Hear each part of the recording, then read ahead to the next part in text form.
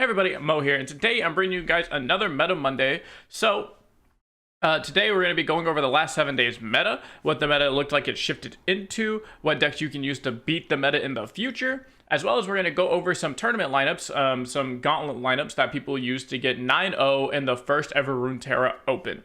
So if this is the competitive video of the week, the most competitive, the one that everyone likes, telling you what's good in the meta. If you're new, coming back to LoR, or just want to stay up to date, this is the video to watch. So before we get into the video, I want to remind you guys that 68% of the people that watch my videos aren't actually subscribed to me. So if you can do me a huge favor, click that subscribe button. I'd greatly appreciate it. And also new streaming schedule. So one last little plug is I will be streaming back on Twitch more consistently now. The goal is Saturday through Thursday, so no stream on Friday. But Monday through Thursday, I'll be streaming at 9 p.m. Central Standard Time. Until, I don't know, probably like 3 or 4 hours. And then on the weekends, I'll be streaming like early in the morning, like 10 a.m. until like whenever. Usually it's for a tournament until the tournament's over, stuff like that. We'll have to see. But yeah, so go follow me over on Twitch. Link will be down in the description below because I stream on there Monday through Thursday at 9 p.m. Central Standard Time. So if you want something to watch at night once you get home from work, all that stuff, I will be the place to be. So all the plugs out the way, let's get into the meta. And also I'll bring back the notepad because you guys really liked the notepad. You guys really liked the notepad last time, so we'll bring it back here when it's needed. So, number one, most played deck in the meta is Ryze. Not very surprising. I don't have my notepad. I should have kept my notepad from last week, so that way we could have like a side-by-side to see if what I said kind of came true. But I do remember talking about Ryze at least a little bit and saying how much of a problem he is. And yeah, Ryze is extremely polarizing. If you see here, his best matchups are all like really good, like 70% plus, 70% plus, a little bit of 60s here and there. 55s, like this isn't really true. This is a very small sample size. Like it's usually fairly bad. But then your like bad matchups are really bad. Your bad matchups are like 15%, 20%. If you look at not masters, if you take in like everyone's data for this, then it's like 20% because you get a lot more games, and like the quality of games is going to differ, but you get a lot more games. Yeah, like 25%, 25%, 25%, 30, 30, 30, like 30, 30. You finally start getting into the 30s. It's real bad. So Ryze is an extremely polarizing deck. And it is very frustrating for a lot of players because a lot of the really good decks in the meta just kind of fold to Ryze. And the only way to actually like consistently beat Ryze is to play these decks that just aren't very good, but they beat Ryze. So it's like, you know, maybe there are some decks over here that have decent win rates into the rest of the meta. Like maybe a Zero Aurelia can like do stuff to the rest of the meta. I don't know, like maybe Azir Aurelia does stuff into FTR. We'll have to look to see what the rest of the meta looks like, but I'd highly doubt Azir Aurelia does super great into them. In fact, I wouldn't be surprised if we see like decks like that pop up more often just because of how popular they are to beat Ryze. We'll probably see them over here as well. So same with like Lurk. Like Lurk's been very popular to try and beat it, and here it goes. It loses to this deck. So yeah, I don't really know of any decks that both beat Ryze and beat some amount of Flock decks. Like, we see Fearsomes be so popular here just because it beats Ryze so hard. But, oh, it looks like it beats Sway Nora too. That makes sense. I think Sway Nora is, like, not very good. It beats the SI Nora decks, I think because you just don't have blockers. So I can understand it being fairly favored there, but you're going to lose to, like, the aggro version of the Tristana deck. I couldn't think of her name for some reason. It's right there on the screen. And of course, you're going to lose to all the Flock decks. But yeah, Ryze is just, on its own, just a huge problem. And they really should have not buffed Ryze. I think Ryze was in a pretty okay spot beforehand of like, it has its niche tournament picks and tournament lineups. And people were already starting to explore the Ionia version, and Ionia version was getting good and optimized. And then they like not only buffed Ryze, but they just happened to like nerf everything that was good into Ryze. Like Red Gwyn got nerfed pretty hard.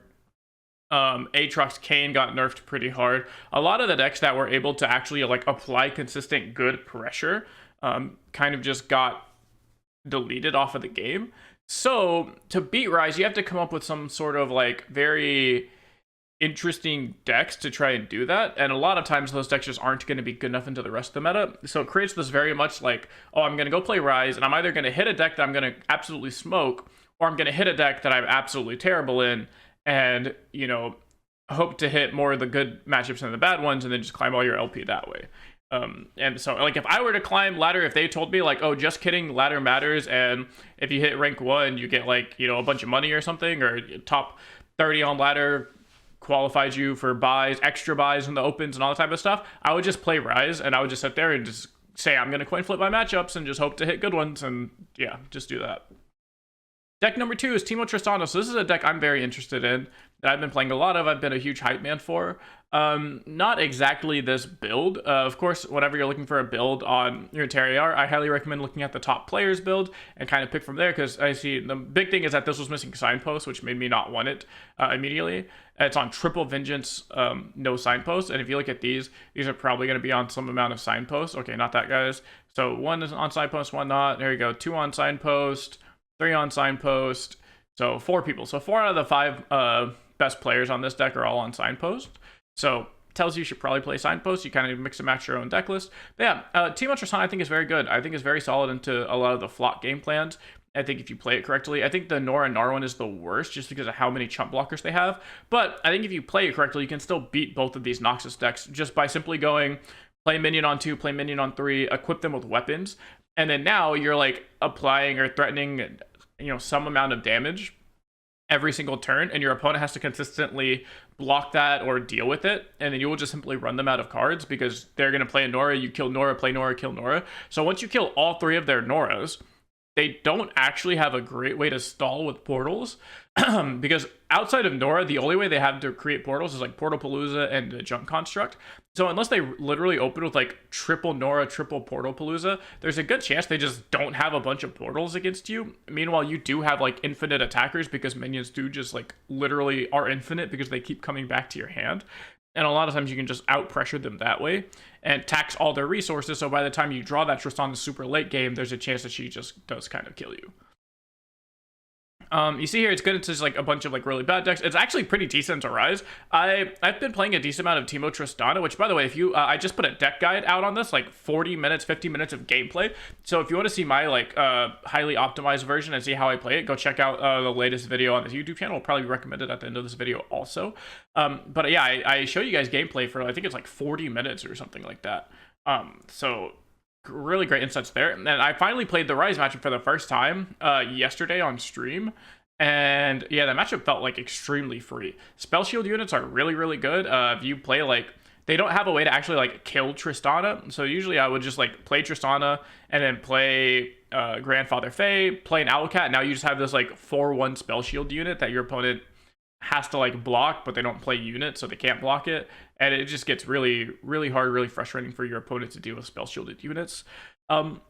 Yeah, it beats all the aggro decks because you can match their aggro pressure. Destroys the P and Z Noxus. Like I said, the Nora Noxus specifically is like fairly difficult just because of how many blockers it has. It has like infinite blockers and it's very frustrating. But once you get out of that one, like Noxus P and Z is a free matchup. Like, that matchup is very, very good for you. So deck's very solid. Fearsome's not much to go over here. There's one cool tech, which is the Legionary Charge that people are playing now, that you Legionary Charge because it tutors out exactly Nocturne. Because you have to play this first to tutor your Nocturne, it automatically triggers your Nightfall also. So it's a good cheeky way to be like, oh, grab Nocturne, Nightfall's activated, play Nocturne, and you just like kind of in one action get a Nightfall Nocturne, which is pretty cool and can lead to a lot of hard scenarios. Only gives your opponent one action to play a card, whereas previously you would like play a unit, trigger Nightfall, your opponent gets a whole extra action before you play your Nocturne, and then now they just don't. That you just play Nocturne swing, and they can't do too much about it. Not much to go over with about Fearsome. It's just that it beats. We kind of went over it a little bit already. Like it beats ryze, it beats a lot of the Nora decks, just because Nora decks don't have Fearsome blockers. Like even the Nora and R deck is like fairly even into, because they just don't have Fearsome blockers. And if you don't have Fearsome blockers, you just get ran over by Fearsome units. Number 4 is Kale Leona. So this is a deck that Baja is like super hyped about. We'll just look at his list. He's been trying to sell this deck for a little bit now. And he thinks it's very solid. He thinks it's really good. I don't know if this is the most updated version. You can always just go to his account to find out. But yeah, he thinks it. The thing about my issue with this deck and why I don't think it's very good is because every time I've seen this deck play out, and I could also, let me see if I just play decks that beat it. Like, yeah, so Nora Nar is like going to smoke it. That's a deck I play. Okay, loses to the Tristana pile. That's another deck I play.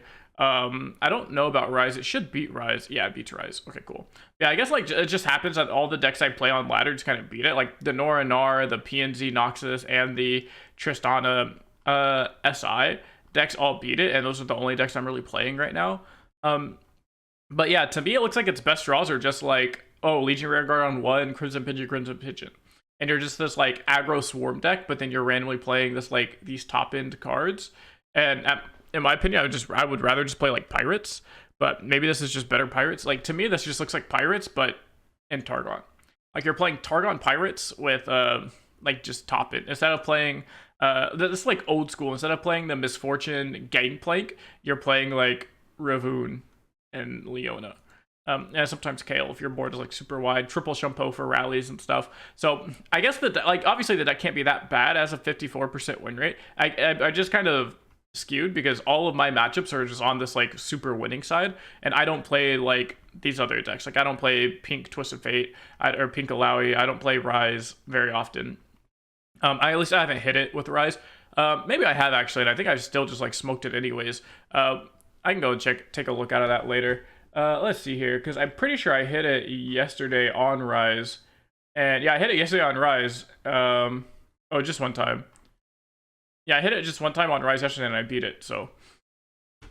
It's... I don't remember that game, so I don't know if it was very close, but yeah, I can see the deck being good just as a general good aggro deck. And I just got unlucky that it loses to all the flock decks, which is all I play. Number 5 is Jace Hyper, and I hate the fact that this deck is back because I hate Jace Hyper. I don't hate it, it's just very boring. I'm ready for like one of these two cards to get, or probably Heimerdinger to get rotated out. Like, it's just not interesting. It's the same deck we've had for like a year and a half. Basically since Jace came out, people were playing Jace Heimerdinger, and it's just been not fun. It's just boring. But yeah, let's see what it's beating here. Jace Hyper. Looks like it's farming all the aggro decks. It beats Ezreal Annie, which is a little bit surprising. Okay, it beats Kayle Leona. Yeah, aggro deck. Apparently it beats the Noxus decks. That's pretty interesting. I could totally see that.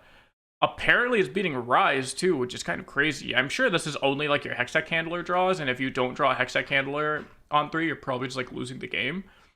But if you have Hextech Handler on 3, you're probably just like smoking them because they can't deal with how many units you're outputting. So that's pretty interesting. And then what are you losing to really hard? You're losing to the other SI value piles, probably just because they remove all of your units and you can't do anything about it. Katarina Gwyn, probably just because they OTK you. I'm not too sure about that. Okay, so apparently you're losing to the PNZ Noxus version, but you're beating the Noxus Bandle version. Not too sure about that. All of their tables are kind of weird. You're beating Pink Alawi, makes sense to me. You're beating... Or sorry, you're losing to Pink Alawi. That makes sense to me because you have... I was like, say that doesn't sound right because of like the Syncopations, the Nopifies, all that type of stuff. They play a bunch of protection and you're over here playing like 6 mana Vengeance and they're playing like 2 mana Savior unit, so... yeah, it seems fairly not good. Deck number 6 is Tristana SI. We're not gonna go over it because it's the same Tristana SI is up here. It just plays a few different cards. This one plays Gnar. That's literally it. Just plays Gnar. The rest of the same. You're still playing Atro, still playing Signpost. You're just playing 1 Gnar instead of 2 Teemo.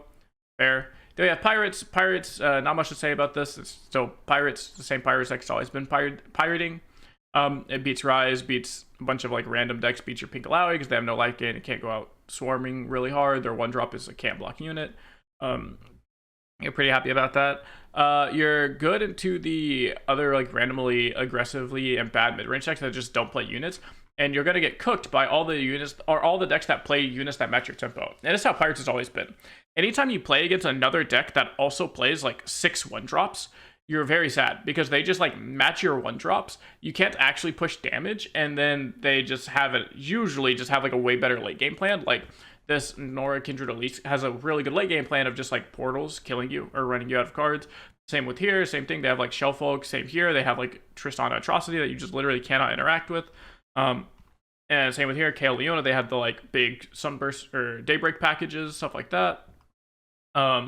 So Yeah, that's always been the issue with Pirates. That's why it only has like a 52% win rate right now. Is because it's gonna beat all these bad decks. It's basically beating the things that beat Ryze, and while also beating Ryze. So it's like, oh, Aziralia beats Ryze, well I beat that. Lurk beats Ryze, well I beat that. Janani beats Ryze, well I beat that.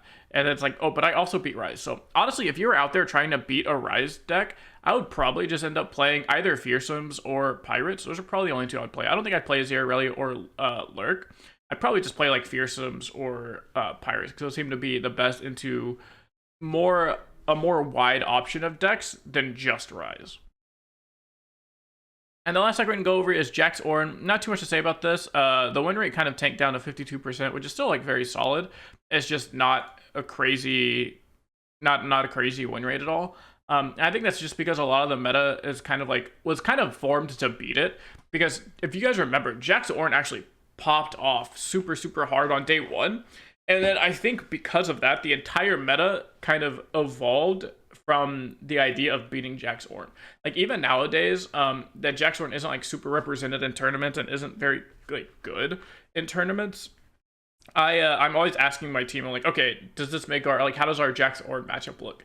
Just like out of habit, because I just like, it just feels like you should ask that question, even though Jax Oren is just like not super popular anymore in tournaments and not super, super popular in ladder. Like it's the 8th most played deck, but you hit it like 1.5% play rate. So like out of 100 games, you're gonna hit it out of I don't know. Like I would not expect to hit Jax Oren very often. I don't even remember the last time I hit Jax Oren. So yeah, and then it's gonna lose to all of your top meta contenders. So it's losing to Fieldrush isn't really top meta contender, but it's losing to like Noxus PNZ, Kayle Leona, Ryze, Nora Viego, Pink Alawi, randomly losing to Pirates, more Nora decks, Tristana Teemo, Nora deck, like Flock, Aggro, Flock. So it's literally losing to like every top played deck in the game except for like Fearsomes, which is like kind of interesting because I would also think Fearsomes beats it. Where's Fearsomes in this matchup table? Fearsome. It's probably like 50-50. Yeah, okay, so it is favored, just slightly favored, like 55% into both versions, the Mono SI and the SI Noxus. So, yeah, Jax Oren is just very much, I feel bad because I think Jax Oren is a solid deck, and I think if Jax Oren wasn't immediately like explored by the top players and like literally the biggest streamer we have making it super popular, then Jax Oren would be a very solid meta contender. But because the entire meta stemmed off of countering Jax Oren day one, I think that's really how we ended up finding all of these Flock decks. I remember it's because we were like, oh, I remember talking to my team. I was like, hey guys, I want to be on like a bunch of like 6 Flocks. I didn't even like think 9 Flocks was possible, but I was like, yeah, I just want to be on like 6 copies of Flocks for this weekend, and like heavy metals and things that can destroy weapons and units. So we can beat Jax Oren, and it kind of, for that devolved into all of the like broad main just stupid shit that ended up happening. And so I think that's how we ended up with all of these Flock decks being popular, just because of just simply Jax Oren existing and being popular, and I wanting to beat Jax Oren. I mean, I'm sure other people have the same idea. It's not just like, oh, I'm a genius. It's just people were like, oh, let's make some Flock decks, and these happen to be the best Flock decks. So yeah, not too many takeaways here for this meta. Very thing is like, Ryze is a problem. I don't know how to make all caps on Notepad, so we'll just do alt caps is a problem. It is too polarizing.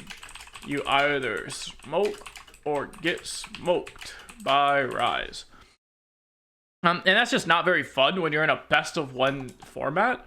If it was like best of 3 and there were sideboards, or if it was like best of 3 ladder, like I'm not trying to advocate for best of 3 ladder in this video. I'm just saying like the way you can try to combat Ryze, or at least make it feel a little bit better, is to give you either a ban for ladder, so you just like ban Ryze and not play against it. I mean like best of 3, or if you get sorry, meaning like 3 deck best of 3, or at least even like 3 deck best of 1, just let me ban Ryze out of my 3 decks. And then the other one is to just like have some sort of like best of 3 format where you can try and beat it 3 times, you can tech your deck, or something like that. Something that isn't just like, oh, I'm playing a best of 1 format, I loaded into Ryze, and now I'm going to concede because my deck cannot beat Ryze. And it's just like, my deck is such a bad time into Ryze that I'd be better off just saving my time and not playing this game out. and just going next and trying to like eke out my, you know, like 20 percentile chance of a win, which is pretty sad. The other thing is Teemo Tristana is good. What are the big takeaways? There's not too much evolving here. Leona Kayle looks promising. Dies to Phlox. If Phlox go AFK, Kayle Leona looks great. So I think Kayle Leona is really just being held back by the amount of Flock decks in the meta. And just like the hard controls, like I said, not hard control, like it probably beats Field of Rush, but I just don't think Field of Rush is very good right now. Yeah, 56%. But you see here, it's losing to like all of the Bandle City decks. Like it's losing to like Bandle City Nora, Bandle City Heimer, Noxus Nora, SI Bandle City Nora Heimer, SI Nora with Viego, SI Nora with like Viger, I mean SI Bandle City with Teemo Tristana. So you are losing to Bandle City extremely hard because you simply get outvalued. So like Bandle City Soup, oh my god, Bandle City Soup also cooks this deck. Once meta stabilizes and we get rid of Bandle City Soup, this deck can cook. So that's probably more like a future meta, like super future. Because the thing about Bandle City is really good when the meta is like super value dependent. But once we get out of this like super value meta, which is something that we can put down here. So we're definitely in a value-based meta. What is good at infinite value? Bandle City. And that's why it's so popular, because we're definitely just in a value city type meta, and Bandle City is extremely good at outvaluing everybody, and that's why we see so many Bandle City decks. That's why we see so many flavors of Bandle City decks. It's not even just like, oh, Bandle City aggro or Bandle City like general thing. It's like, no, we have Bandle City everything. We have Bandle City combo, Bandle City hard fatigue control, like literally the hardest control deck we've had in a long time. When I say hard control, I mean like just kill everything, make sure opponent can't do anything type control. And then we have, and that's like the Noxus version. And the SI version is also control, but still tries to win the game with probably darkness or turrets and stuff like that. So as soon as we get out of the value-based meta, Kayle Leona will be very good. Outside of that, there's no really come-ups. There is one deck I want to be on the lookout for. So two things. One thing I did mention in the previous week was, I'll give you guys an update on, what is it card called? Reveler's Feast. So found a home in Tristana Noxus. Not very good. That deck is just too slow. I really think the best Reveler's Feast is going to be something that's like 6 wide by turn 3, turn 4 attack Reveler's Feast. If you're not being super wide until like turn 4, turn 5, that's oftentimes not enough right now because your opponents are also going to be super wide or have a bunch of removal spells. So that's not it. So let's see. What does a good Reveler's Feast deck look like? 6 wide by turn 3. Open plus Revelers on 4/5. So this is really what you're trying to find. If you're not 6 wide by turn 3 or 4 into like attacking with a Reveler's Feast, then the deck's not going to be very good. But I don't know many decks that can consistently do that without, like, Pirate seems to be the closest, especially because you can have, maybe you could play like Pirates with Zap and then have Zap tutor out Reveler's Feast. Like you just take out the Noxian Fervors and you just have to say like, okay, this Reveler's Feast will get me more than 3 damage on average. Because like if you're taking out Fervor is 3 damage to the face, but Reveler's Feast, if 2 units go on block, then it's 4 damage. So it's more that way. You can do something like that. And the last thing is, so hidden decks. I think Demacia is super underexplored. Like, so I actually got beat by Ruben yesterday. Mostly I like drew really horribly, but also I think this deck might be a little bit. I think he's onto something here. So we'll look here. Where is Ruben? So this deck here, I think this deck has a lot of potential because of the tough. I think tough keyword is very good. I think do I see something explored? Tough is good keyword. Jaral, what's his name? Jaral. Yeah.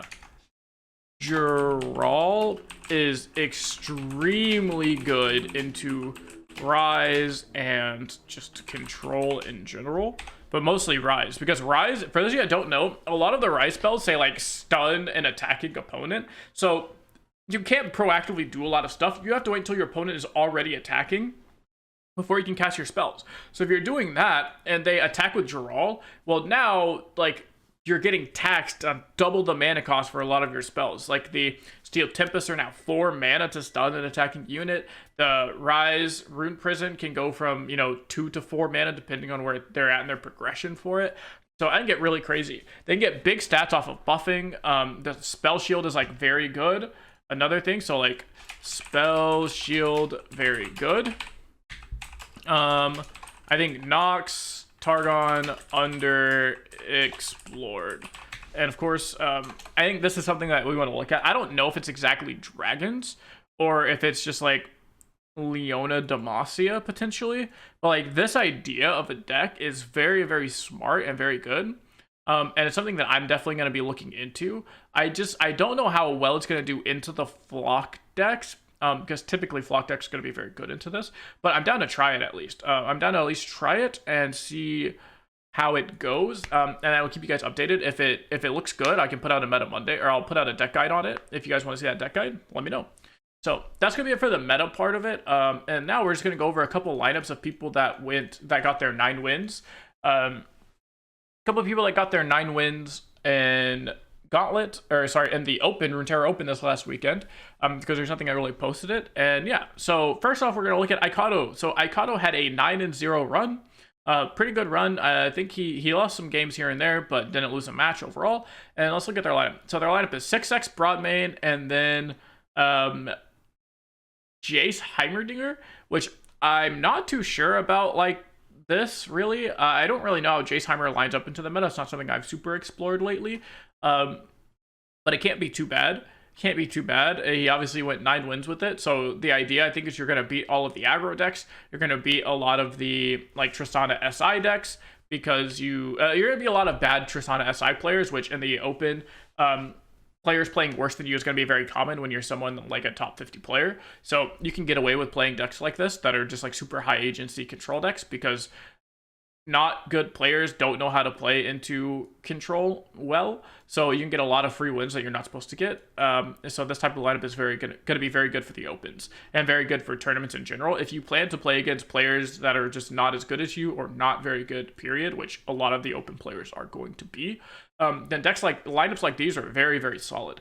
In a more tight-knit like community tournament, I don't see a lineup like this doing super well, because then you start losing matchups that you think you're favored into. Like I said, Tristana SI like beats this deck really hard here, and then can potentially start beating this deck, potentially beats this deck depending on the draw. So it really depends on what type of field you're expecting to play into. And I think in an Open, this type of lineup is going to be very, very good and very common. I know a lot of top players brought this like 6x Broadmain type lineup, and did very well with it. Lineup number 2, so this was Baja. So Baja also brought 6x Broadmain, but then their third deck was the SI Tristana. So again, 6x Broadmain, nothing very surprising. You plan to just beat players worse than you. And you're big chillin'. And Baja actually went 9-1, and his one loss was to like Yumi, Braum, and like some other like super joke deck, which I think is hilarious. So very, very funny. And then yeah, they Broadmain's good, and then Tristana SI, I like this lineup a lot. Tristana SI shares a lot of the same spread, except it like randomly beats Ryze, but it shares a lot of the same spread as Broadmain. And this is actually one of the decks I considered bringing as my third deck. The only issue is that this deck gets cooked by Pink Alawi. But Pink Alawi isn't super popular anymore, but it just gets destroyed by Pink Alawi.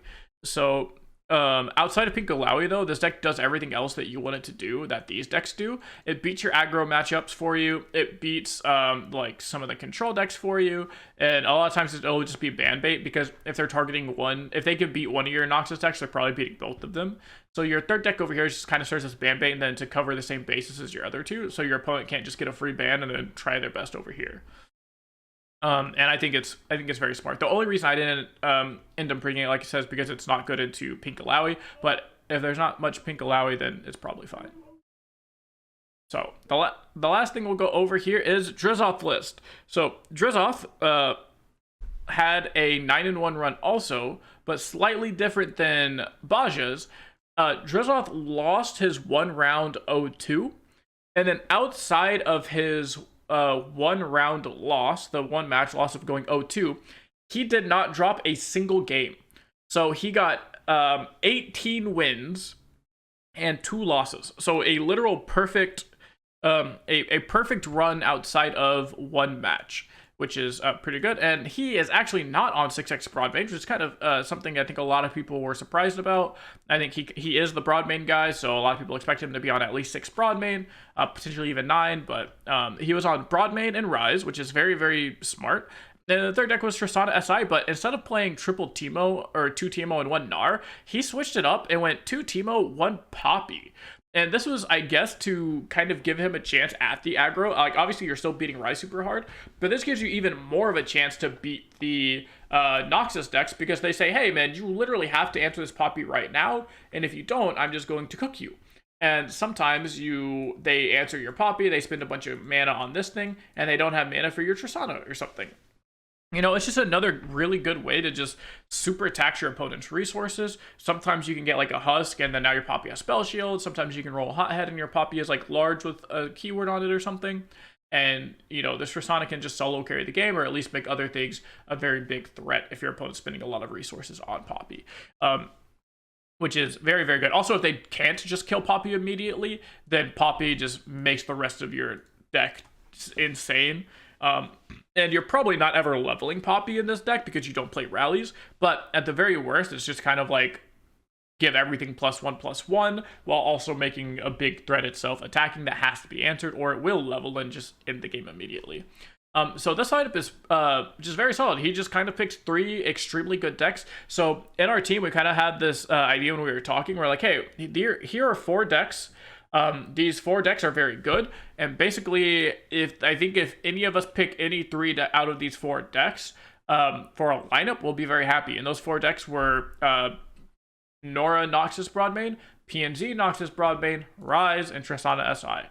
So as long as you picked 3 out of those 4 decks for your lineup can only be so bad, and that's exactly what happened. He picked 3 out of those 4. Jordan went 9x Broadmain because he thinks TF Swain is like very good.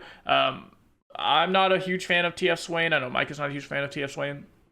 But he picked TF Swain, so he did 9x Broadmain. I did 3 of those decks. I did 6x Broadmain and then ryze. And then I don't think Henneke was home to play. I don't think Henneke was able to play. But yeah, I think those 4 decks is going to be a really solid core for like any tournament coming up. So either pick, again, Nora Noxus Broadmain, PNZ Noxus Broadmain.